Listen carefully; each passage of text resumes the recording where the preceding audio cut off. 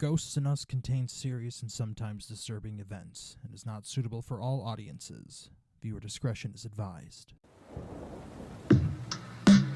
And there is the very distinct shape really of a dark man. figure that was standing in the doorway. I'm living an episode of Kindred Spirits right now. And I just want them to tell me their stories. So he thinks the life was sacrificed for the spell. It had the crying boy painting. Something demonic that was mocking me. Are you kidding? It was completely involuntary, but I started crying. Hello, everybody, and welcome to the Season 2 finale of the Ghosts in Us podcast. Today, Taylor and I took a poll, and this is what everybody wanted to listen to, I guess. I wanted to do the case of Anna Eklund, but Taylor said we're going to do haunted objects, and that's what everybody gravitated towards. But we could do your case after. It's just I do this one's really going want to do that first. case. It's so interesting. Well, so we had someone ask us, like, what were our thoughts of haunted objects? And, like, do we really think objects could be haunted? Why do they get attachments and stuff? And you and I both each have our own haunted objects. Like, you have your Alleged chair and the haunted fire objects. helmet. Alleged. And I have my kids and a leg. How do you, or like, why or how do you think things attached to objects? Like, do you think there could be really haunted objects? Could be a number of reasons. I think there are. I mean, I don't see why they can't. What are we like? What are the rules? Like, we don't make them. Like, I mean, think about it this way: like, when a place is haunted by a ghost, even though nobody died at the property, it's a place that they either really enjoyed or they had like a very traumatic experience at. Just because a person didn't die there doesn't mean they can't haunt the place. It's all about kind of like the energy that they put into it in life. And who's to say, like, I've got this chair. I've caught really cool evidence off of it. I would say it could be from whoever owned it. Like, they sat in this chair and they put, I don't know, some type of, like, when we did that Ghost Theories episode way back, how long ago now? It's like kind of like that little bit of a puzzle piece or something, you know, like you leave that little bit of an imprint. Yeah. I got this fire helmet's looking right at me. It looks at me every time I walk in here. And like, I don't even know the story to it. Like, I can't find the story on it. So I don't know. I can't say it's haunted, but they said that they wanted it off of the property. And we did a spirit box session, an Estes method session, and it said, take the helmet away. And we did. So, and the owner was like, you're going to take it. And I went, shit. So now it's here. I remember, like, when I told my dad that I was going to buy Barbara, he's like, so you're buying a slave? And I'm like, what do you mean a slave? And he's like, you're going to buy an object where a spirit is chained to it and cannot leave. And I'm like, how do you know it can't leave?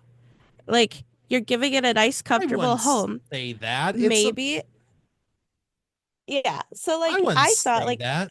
It could be like, it's like when, gosh, how can I word this nicely? It's kind of like putting a kid up for adoption. I'm trying to make this analogy work. I'm adopting spirits. You brought it into a home where you're going to give it the time and attention that it wants. Yeah. You have. And it's like, I'd say out loud, you are free to leave if you wish. You are not. And I did the same thing. You are not attached. But so, every like, time I walk into this room, I'm like, hey guys, I'm going to work in here for a while. If you feel like saying something, I guess, don't scare me too bad. And then every time I walk out of the office, I'm like, all right, see you later. But do you think we really have the power to let them be released? Like, when you think of, like, I could use the Glen Beulah School as an example. There's that room filled with dolls. You, like, who could walk in there and be like, you guys could leave if you wish? Like, can anyone just say it and they'll be like, hell yeah, and then go? Or I don't think they even need permission. All right. Yeah, that's true. They just do it because they like the space. And if they don't, they would have left how long ago? That's true. Like, I haven't experienced anything since Evelyn was born. So maybe they're just like warming up to it, or they're just like out of here, or Or maybe they weren't there at all. Who's to say? Like, we don't know. that too. Maybe I was just going crazy seeing all this stuff or experiencing all this stuff. Um, so because someone asked us about our thoughts about haunted objects and all that stuff, if things have connections, I decided to look up some of the most haunted like objects out in the world between dolls and furniture and paintings. And we're gonna go back and forth and kind of like give you a little history on each Oh, one. good. And I'm pretty sure people are going to A lot know. of these you'll But know. yeah, they're pretty popular. They're pretty big. Did you want to start it off or do you want me to start it off? Well, you start it. How about that? You start it. I'll do the screen sharing thing since we're doing this over Zoom yet, and then we'll Hmm. get the first one set up. So, all right. Let me get the first image rolling. And share. Here we So go. our first one, everyone should know. It is Everyone Annabelle. should know is Um, the doll that is Annabelle. Now Annabelle doesn't look like how she does in the movies. That's movie magic. Nope, They she's just a really want you Raggedy to be Ann doll. scary. Yeah. So according to the Warrens, a student nurse was given the doll in 1970, and they said the doll behaved strangely, and that a psychic medium told the student that the doll was inhabited by a spirit of a deceased girl named Annabelle. The student and her roommate tried to accept and nurture the spirit possessed doll, but the doll reportedly exhibited malicious and frightening behavior. It was at this point that the Warrens say they were first contacted, moving the doll to the museum after pronouncing it demonically possessed. The doll remained in a glass box at the Warrens Occult Museum in Monroe, Connecticut, until the museum's closure over zoning violations in 2019. I didn't realize they closed the museum. Yeah, but it still goes on like tours and stuff with the son-in-law, I believe. All right. Texas State University Assistant Professor of Religious Studies, Joseph Laycock, says most skeptics have dismissed the Warrens Museum as full of off the shelf Halloween junk, dolls, and toys, books you could buy at any bookstore. I still Um, want to do an episode on the Warrens, by the way, just to let you know. I still would love to talk about them. put it together. I'll put it together. Um, Laycock calls the Annabelle legend an interesting case study in the relationship between pop culture and paranormal folklore, and speculates that the demonic doll trope popularized by films such as Child's Play, Dolly Dearest, and The Conjuring likely emerged from the early legends surrounding Robert, the doll, who is actually the next like haunted object on our list. Yep. All If right. people don't Let's like just go, Robert is go right probably into one it. of my favorite little like haunted doll Yeah, situations. I he's got think an he's so interesting funny. story. I'll take Roberts. All right. All right. So the doll originally belonged to Robert Eugene Otto, an artist described as eccentric. So I'm just going to read it off of your notes that you put together for me. Thank you. He belonged to a prominent Key West family. The doll was reportedly manufactured by the Steiff Company of Germany. I'm assuming that's Steiff Company of Germany, purchased by the Otto's grandfather while on a trip in Germany in 1904, and then given to the young Otto boy as a birthday gift. The doll sailor suit was likely an outfit that Otto wore as a child. The doll remains stored in the Otto family home at, I'm not going to list their address because I don't want to dox anybody. Stay at their home in Key West. In Key West. While Otto studied art in the New York and while he studied art in New York and Paris, Otto married Annette Parker in Paris on May 3rd, 1930. The couple returned to the Otto family home in Key West to live there until Otto died in 1974. His wife died 2 years later. After their deaths, the Eaton's I'm gonna bleep that one. The home containing the doll was sold to Myrtle Reuter who owned it for 20 years until the property was sold to the current owners who operated as a guest house. Oh my god, I can read. What the hell is wrong with me? In 1994, the doll was donated to the East Martello Museum in Key West, Florida, where it became a popular tourist attraction. Now, according to the legend, the doll has supernatural abilities that allow it to move, change its facial expressions, and make giggling sounds. Some versions of the legend claim that a young girl of Bahamian descent, is that right? Yeah. You like Interesting. Bahamas. Interesting. Gave Otto the doll as a gift or as retaliation for a wrongdoing. Other stories claim that the doll moved voodoo figurines around the room and was aware of what went on around him. Other legends claim that the doll vanished after Otto's house changed ownership a number of times after his death, or that young Otto triggered the doll's supernatural abilities by blaming his childhood mishaps on the doll. According to the local folklore, the doll has caused several car accidents, broken bones, job loss, divorce, and a cornucopia of other misfortunes. I've never seen cornucopia. All right, cornucopia. All right. And a museum visitor supposedly experienced post-visit misfortunes for failing to respect Robert. That's when they like take a picture without asking for permission and stuff like that.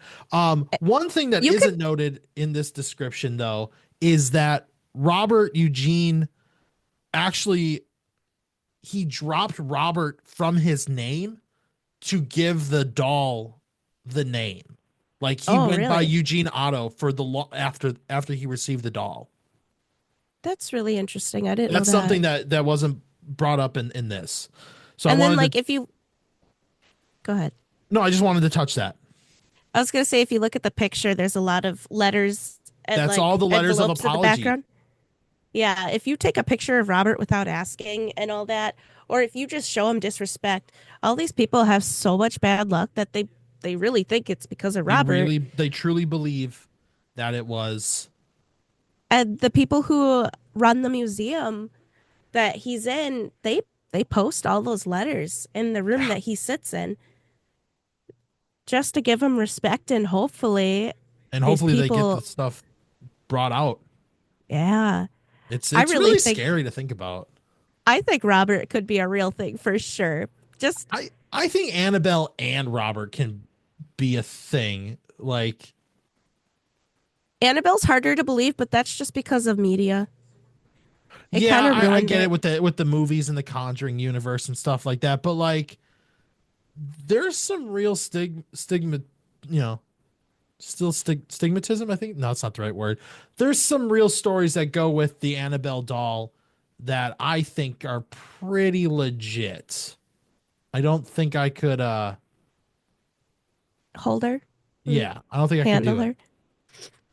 her. So our next one is the Myrtle Plantation Mirror.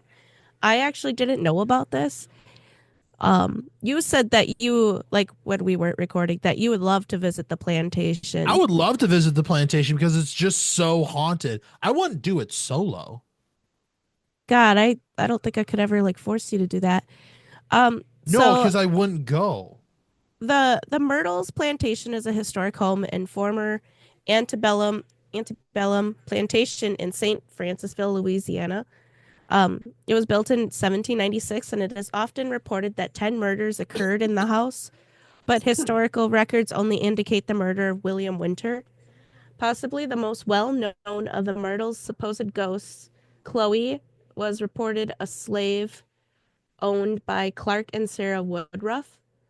Woodruff. Woodruff. According to one story, Clark had pressured or forced Chloe into being his mistress.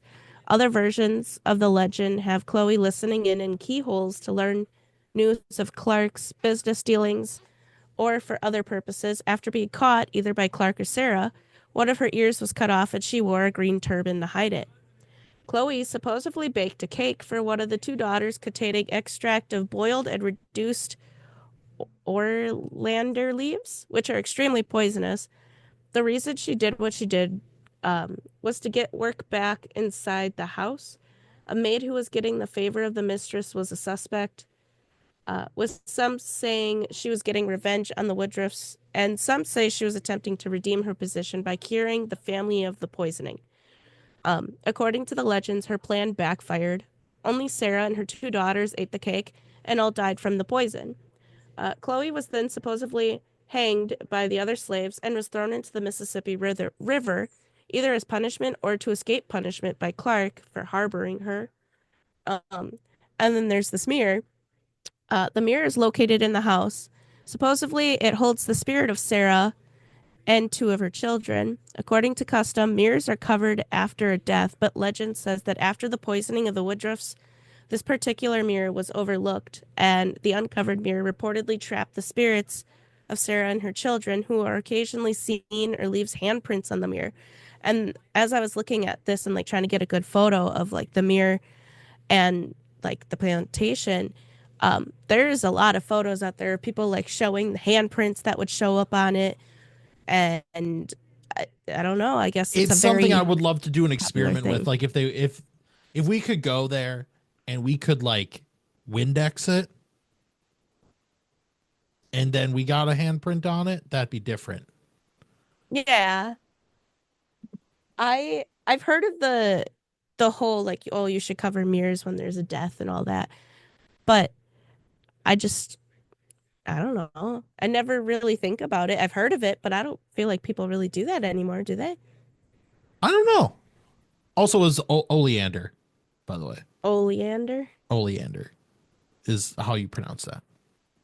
So this is just speculation. Like they don't know if it's true or not because, like I said, historical records only indicate 1 murder on the property of a William Winter who wasn't even part of this whole story. Right. Well, I mean, again, it's like, why? I don't necessarily think it's the mirror that is cursed. I think it's the whole The entire building. I don't think it's the mirror that has the attachment. I think it's the whole Myrtle plantation is haunted because it was a plantation, you know, like a lot of crap happened there. It's Louisiana. It's the South. There are a lot of slaves, a lot of brutality. The slave states with the, you know, how some people treated the slaves. I don't know. It could be like, it's just, I don't know. I don't know. I don't know if it's just the mirror. I think the mirror is just one of the focuses, like one of the topics. Right. Hot For spots, sure. etc. For sure. Would you like to read the next one? I would love to. So I think we should just switch off. I mean, might as well, right? Yeah. All right. So the next one is actually one I know absolutely nothing about, and it's The Hands Resist Him.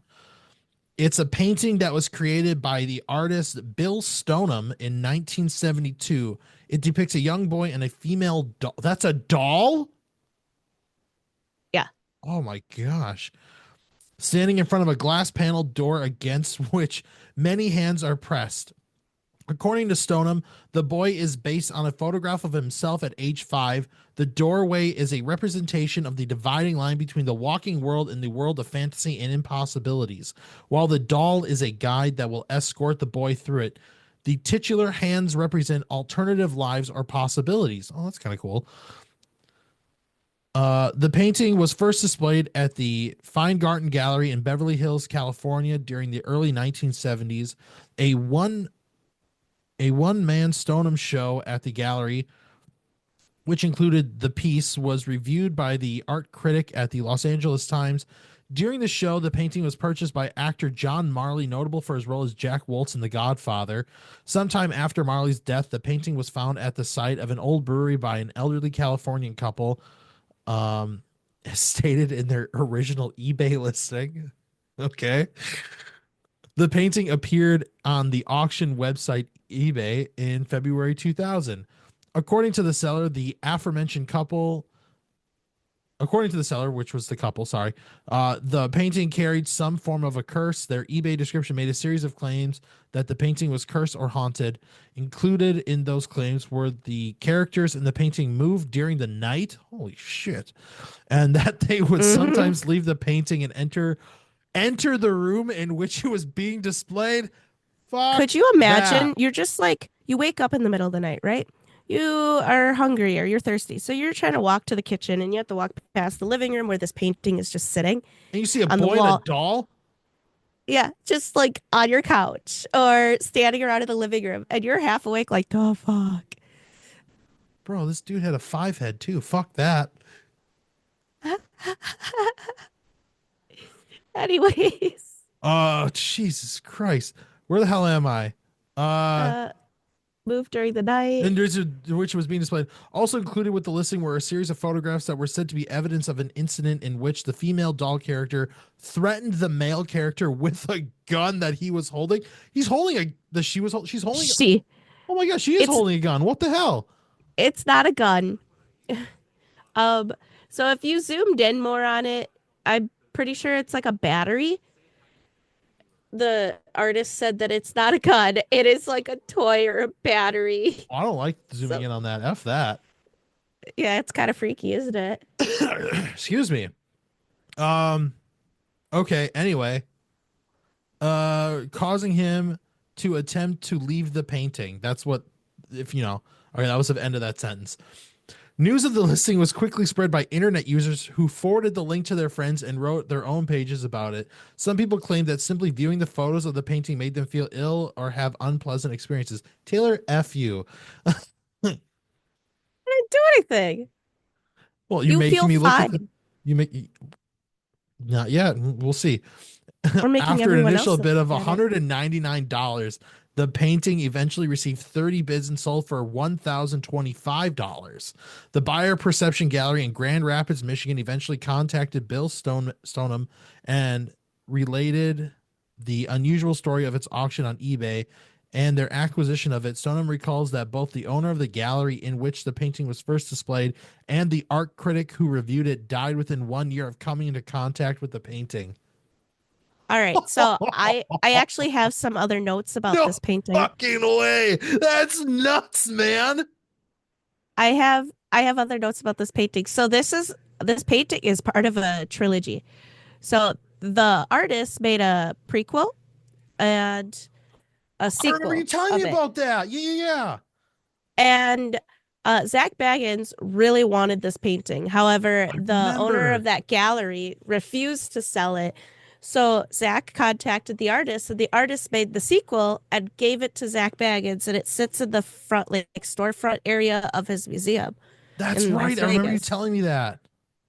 So, it I know the artist is like blown away by all of this stuff that has been connected to his painting, because I don't know, he made it based off of a photo of himself as a kid. Yeah, I see that. And I failed to like put in the prequel and sequel of this like painting thing, but like it gets a little crazier. Like the hands behind the door or window like become like a whole different scenery, and like the boy is an adult, and it's freaky.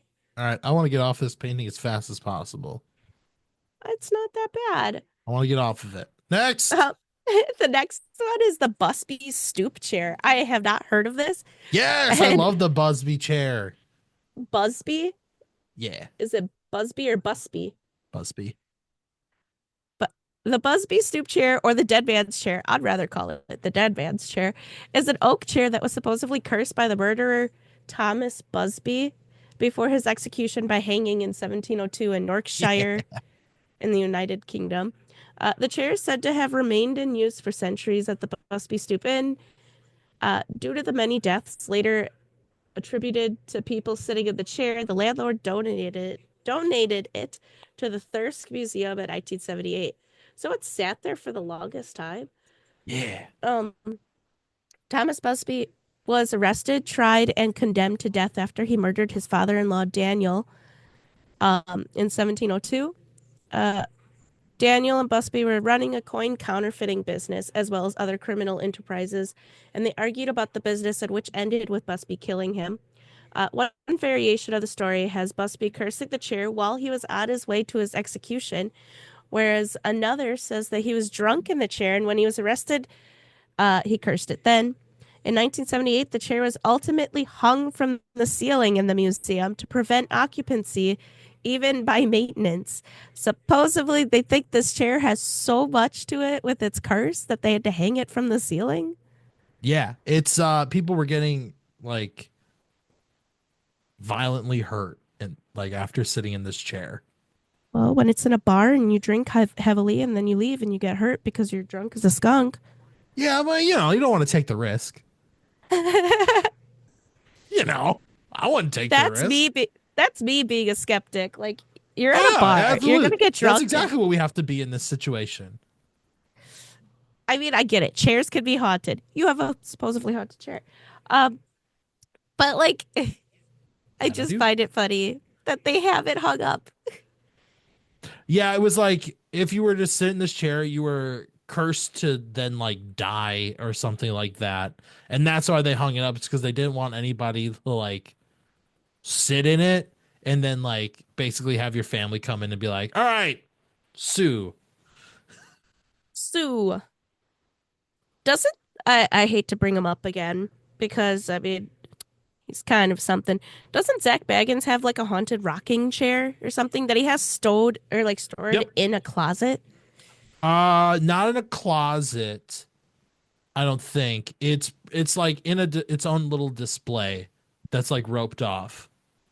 Should we like do an episode about some of the stuff in his museum? I'm fucking down. I don't give a yeah, hell yeah. Because I mean, he has a lot of the haunted things He's that got a bunch of shit. like we would love to talk about. Like one of the things I decided to not put on this list was a Dybbuk box because No, I will not touch a Dybbuk box because that story is too inconsistent. yeah, it is pretty. It is so impossible to find like a full history on Like it. the guy Zach bought it from, like came out and said the story is fake. Yeah, Like the But then, guy like- he bought it from. but then you see like all these videos. Like there's like one of Post Malone going by the Dybbuk box at Zach Baggins Museum, and something happened, and Well, Like- yeah, okay, but like, is it also a thing where you're manifesting that kind of reaction? I think so. I'm pretty Yeah, I sure one of my think- coworkers. I was gonna say one of my coworkers went to go see Zach's museum in Vegas, and I'm pretty sure she told me he like pumps smells through the like AC, and like certain rooms are colder. Like he kind of like puts you in this mindset that there's stuff there when it's just him manipulating the air with Interesting. smells and I'd wind. love to go there. I think we should plan a trip once in our lives to go. Let's get Zach on the show. Yeah, because we're so big. I think we could do it. Just come in with the camera. Hey No. guys. No. We'll get tickets. We'll be nice. We'll be friendly about it. And then I'll shoot his haunted museum a little email and be like, "Yo, we're coming in. We'd love to just sit down and just chat." Like, yeah, we've shat on him in the past. I'll still do it. But like I would love to like meet him and see what he's like in real life. I'm sure people have their stories and you could catch him on a bad day. Like if you caught a celebrity on a bad day, you're going to get treated like absolute dog shit. I Yeah, want to but see you what he's also like. I want to see what he's like. I guarantee I'll tell you right now forefront, as soon as I meet him, I'll be like, it's very nice to meet you. And I'm going to be super like over the top, like, holy shit, like this is really cool. Can I get your picture later? That'd be great. And you know, I'd be that person. But and then behind his back, I'd be like, well, you know, Ghost Adventures. I'll be honest.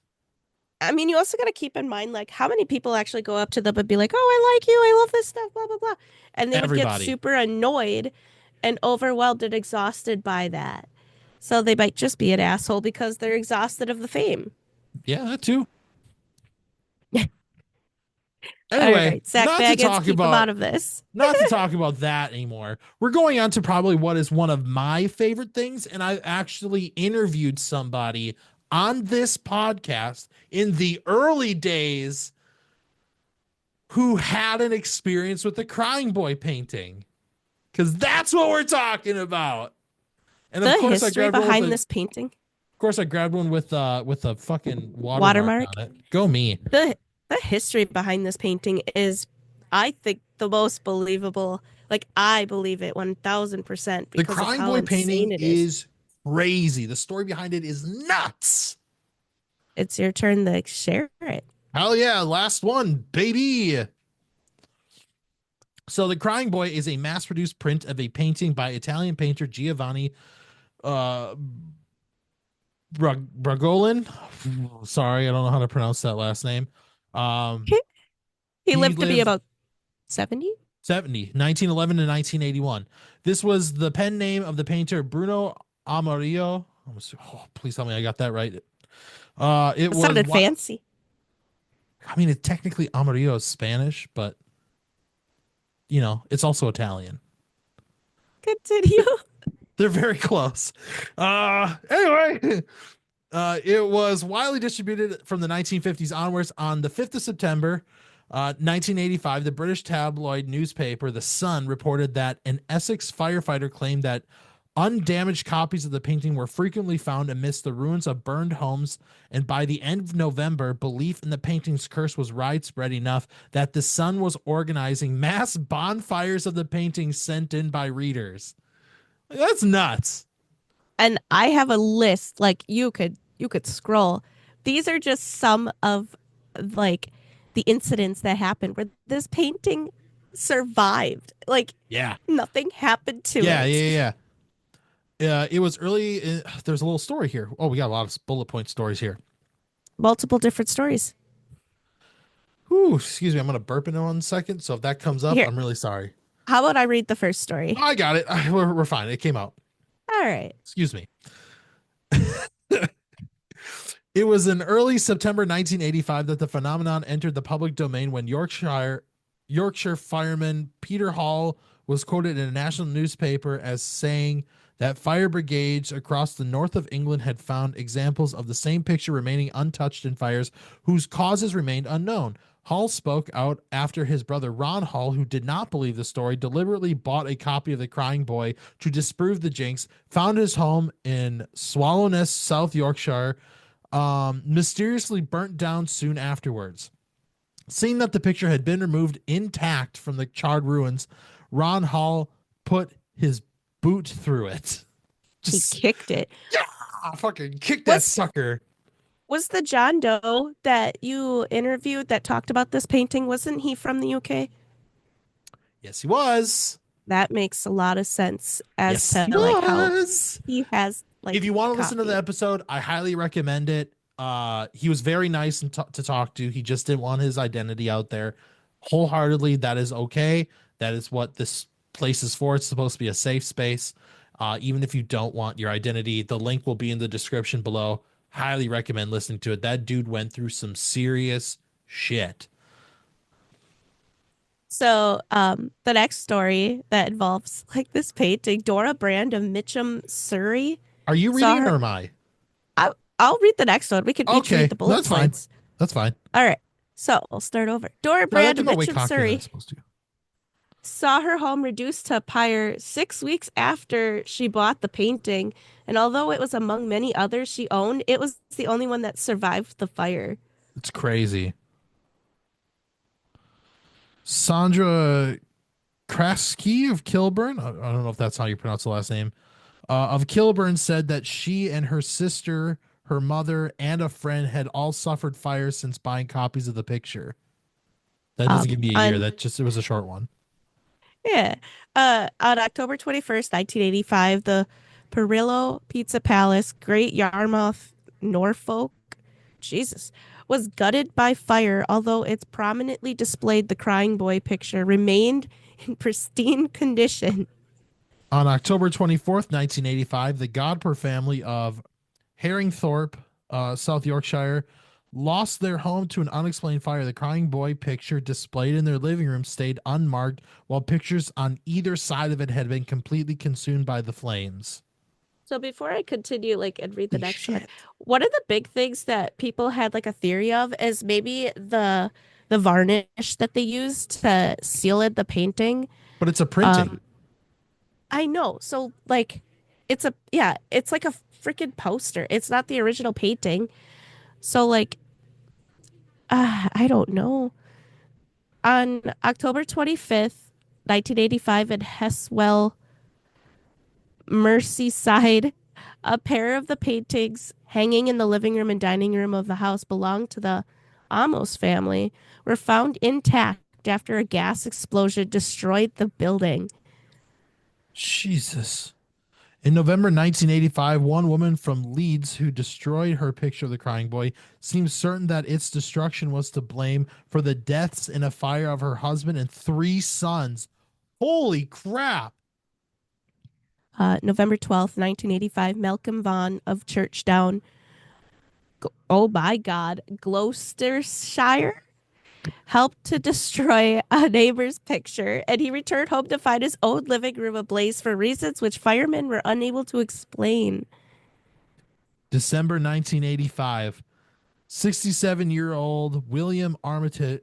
Oh, right. William Armitage died in a mysterious fire that swept through his house in Weston-super-Mare, Avon. Avon? I don't know how to pronounce it. I'm sorry. It was discovered that the crying boy picture was found intact, lying beside the pensioner's charred body. One of the firemen who dealt with the blaze was afterwards quoted in saying, "I've never believed in the jinx up until now, but when you actually come across a picture in a gutted room and it's literally the only thing that hasn't been touched, it is most odd." That's So the one I know the most, is the William Armitage story. this went on, like all of these little stories and experiences and like fires happened between September of 1985 to December of 1985, like a 3 month span Yeah, it's crazy. or a 4 month span. And like, as someone going around setting fires, they're all unexplained too. And someone's house blew up, exploded, and this painting Either is they fine. have a massive, massive arsonist on their hands, or they are just like the most unlucky people. And they're all in different places either Yeah, as well. they're all in different places. Uh, all these places that we are horrible at pronouncing. I'm really But sorry. I want to apologize for our pronunciations of places because we are not educated in that pronunciation. oh, our the way we pronounce so many things on this show, on this podcast, Ooh, it's really baby. poor. But yeah, this painting has so much history, and like with that only being in a couple months span, and people are just like, nope, it's cursed. We'll leave it at that. I don't know, like, if anyone has the original painting, I don't think because it's this was ever been just a found. print. And I there's don't so many different variations of a crying boy because that painter always painted children. painted all these crying children series. It was a series. That I don't, one that I but showed is just the most famous one that I I know, know and of. then there is like a few other ones that I just didn't know which one to pick. But like, why that subject? Artists are weird. I don't think anybody knows, man. Who displays a sad child in their house? Don't ask me. I mean, coming from a person who displays someone's skull and this and that, nuns riding a merry-go-round. That's different. That's oddities. I mean, I guess it could be considered an oddity. I mean, with the story I behind the crying think boy now. not to go back to him again. Not to go back to him again. But Oh my gosh, this episode's all about Zach Baggins. I knew it. oh, dude, we should sell this to Discovery. I think he's got a print of it. Really? Yeah, because a few years ago he did a mini series through the Travel Channel. It's now in Oh, Discovery about Plus the about his stuff haunted that's in his museum. museum. And he would have people come in, like Robert the Doll was an episode that they came in, like he got to see the doll in person, hold it, and like take a picture. Um, like that's where the Dybbuk box thing came from, is that mini series. I think he's got a print of this. Zach Baggins owns the Crying Boy painting, and it's likely on display at his museum. How we got it, a woman donated the painting to the museum after it set her house on fire. I don't think it's the original. It's the print. Yeah, it has to be a print. Yeah, you know what? Let's He's got a cut. lot of shit. I want to see the basement of that Gary, Indiana house. He's got that displayed. Granted, he's got a big ass mannequin of like a demon in there. Doesn't he only have the stairs? He kept the stairs and some of the dirt that was underneath it. Yeah, It was to the basement. we need You know to do what an else he episode. bought? Taylor, you want to know what else he bought? Hmm. Because Annabelle's part of this episode, I can relate it. The movie Annabelle had a very different like demon look in their movies. I think it was the second one that it had a very different look. He bought the mannequin that they used to like put like to make it look like that demon. Like he has it. Fun. It's from the Annabelle movies. So it ties in. And it ties Yeah. into me talking about him. It's all about him. We're gonna make an episode. We are I going really to do. absolutely Let's record an stop talking episode. about We'll record one about his museum and try not to bash him because honestly, he did. No, I think that would be a pretty tame one from us. I think we can do it. He did inspire a lot of people to be involved in the paranormal. I would say the whole team did. I wouldn't say it was just him. Oh yeah, the whole Like team. Nick. Like Oh, we could when talk Nick- about like the beginning of their adventures. Their and all initial that stuff. documentary that they made. Yeah, not this new stuff where it's kind of I noticed. Okay, no, never mind. We're not talking about Zach Baggins. This is not Yeah. about Zach Baggins. So these are the objects that I picked out. I kept out the Dybbuk box because that's not real, in my opinion. Nope, we're not talking about that. There was some other stuff that came up, but I could not find any history about it. Like a lot of it was like vases from like Egyptian stuff or like stuff from like the 1500s, and it's like, If you go ow. if you deep dive into haunted objects or cursed objects, you will get a shit ton of Egyptian stuff because they would curse the object if it was ever removed from the burial place. Yeah. Like it's crazy.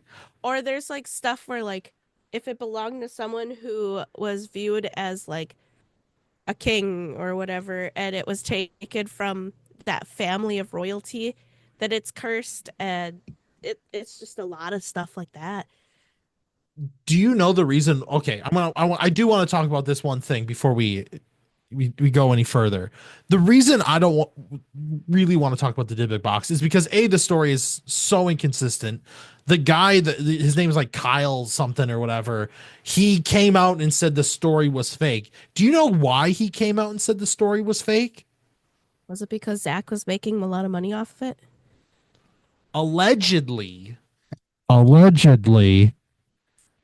I need to put that out there. Allegedly, I want to get sued. Allegedly, Oh my God. he wanted to sell the rights to make a movie, and he couldn't get the money he wanted because it wasn't his story. So he's like, ah, fuck that. This is fake. Allegedly, I think that's what it was, is he couldn't get movie rights for it. I think I read that. It was something like that. I want to cover my ass. Allegedly. Just a screen full of that. Allegedly. Like, if you're watching the video version, just a picture allegedly all over the screen. I don't want to get sued. They could sue you all We they say want. You got we say we're not that big, but somehow someone's gonna get to that dude, and we're gonna get our asses sued. I can just feel it. I don't want it. I don't want it. I can't afford it. All right. Well, that's all I had for this. Well, With no, from hold on. haunted Before we objects? go on, Taylor, come on now. I want to talk about our haunted objects.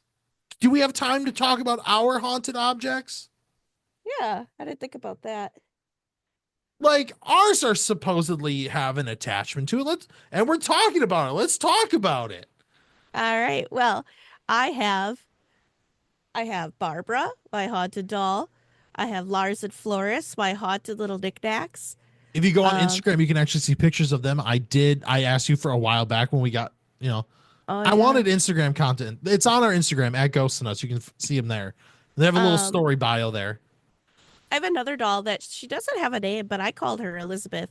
She just looks like an Elizabeth to me. She has some funky hair. Uh, and then I also I like have that a you say it haunted, right in front of her too. that's fine. I also have a haunted prosthetic leg that Yes, you came do. from the Korean War era. And I don't know, supposedly the story behind it is if you hold it for like a certain period of time, like say like 5 minutes or something, you'll start to get this feeling on the back of your neck where someone is just gripping you like they would to a cat. Ugh, And then that's you would get weird. like a migraine. That's weird. So when I bought it, it came with a bag of salt. Oh, that's nice. It hopes to protect. I was told not to hold it very long. Oh, that's right. I remember because you handed it to me and said, "Here, look at this," and I went, "Whoa!" Yeah, it is the coolest freaking thing though. I love it. And you know what?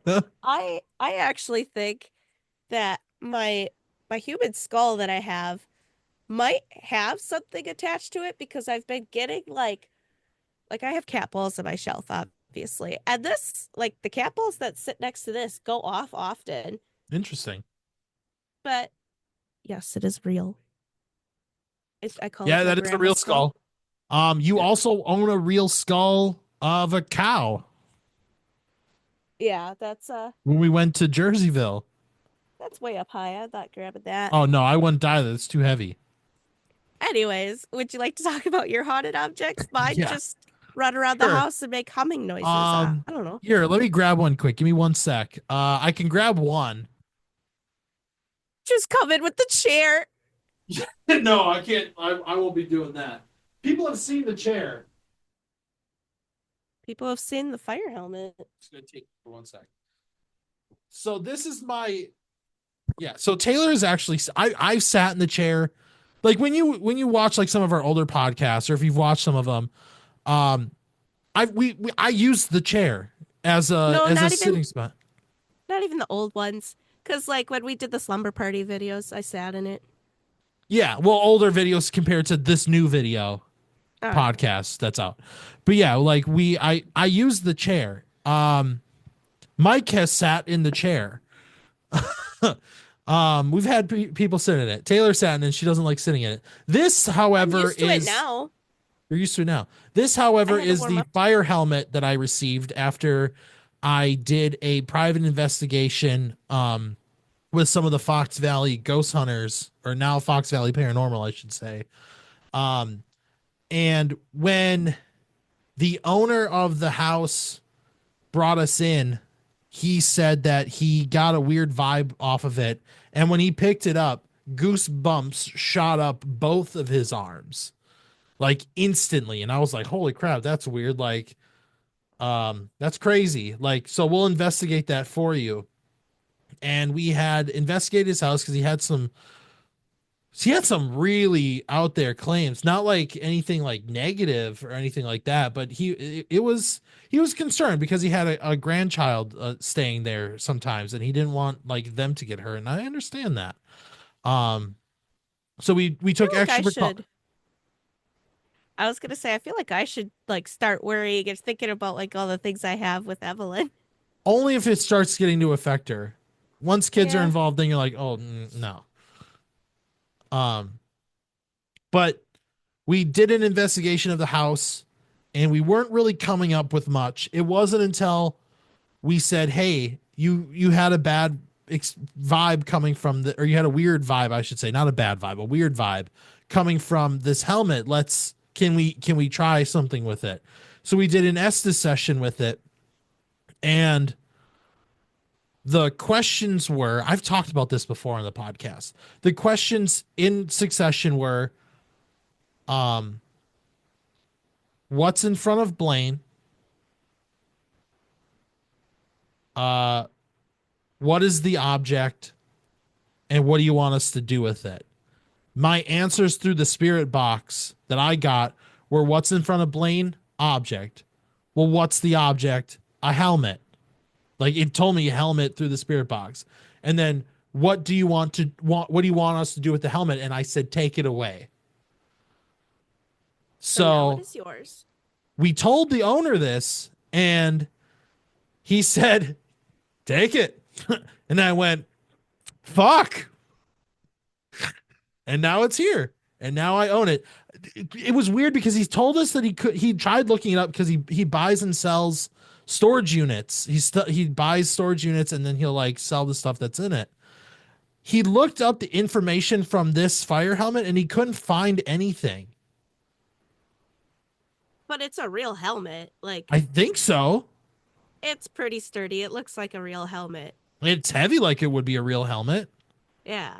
But yeah, he looked up the top here, like the number and stuff, like the test corners and fire department stuff.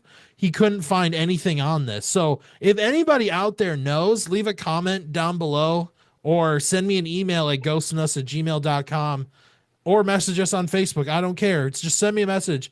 If you know anything about this, I'd love to know because I have this and I know absolutely nothing about it besides what I experienced with it. And now it's here. So, yeah, that's my haunted objects.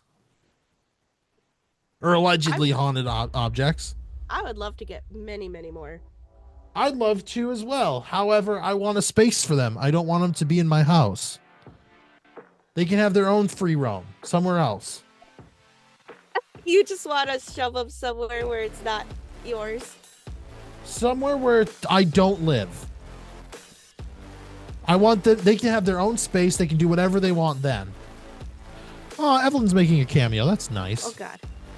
Yeah, sweet the stinky baby. There she is. She has poop. Oh, well, we can wrap it up then. I can smell her real good. All right, we'll wrap it up. Thank you guys so much for watching this podcast on your podcast catcher of choice. Thank you guys for tuning in for a awesome season 2. In my opinion, we definitely had more episodes in this season than the last one, and we hope to have many, many more. Season 3 premieres. We'll have our first guest, Larry Eisler, and he is one of the coolest people I've ever had the pleasure to sit down and talk to. I hope you guys will join us for that one as well.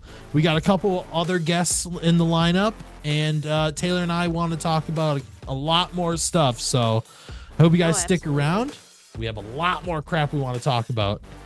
But yeah, you can follow us everywhere at Ghosts in Us. You can subscribe to us here on YouTube. You can listen to us on Spotify, Apple, and Amazon. Taylor, is there anything that I missed? Facebook groups.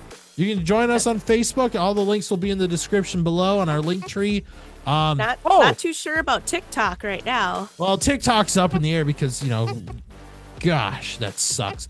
Anyway, I forgot to mention this at the top of the episode. We suspended our Patreon account. I feel we jumped the gun. I don't think we were putting out the content out there that I think people would enjoy. So we are suspending that for the time being. And we've already talked to everybody who was a paid member. And yeah, we're just going to kind of go off of that. So. And has a lot to say. Can you hear her? No. Now I can. Oh, yeah, Evelyn. That's a lot. That's a lot. Yeah. Evelyn's telling you to like, comment, and subscribe and follow us on social media. So please do that, and we will see you in season 3, baby.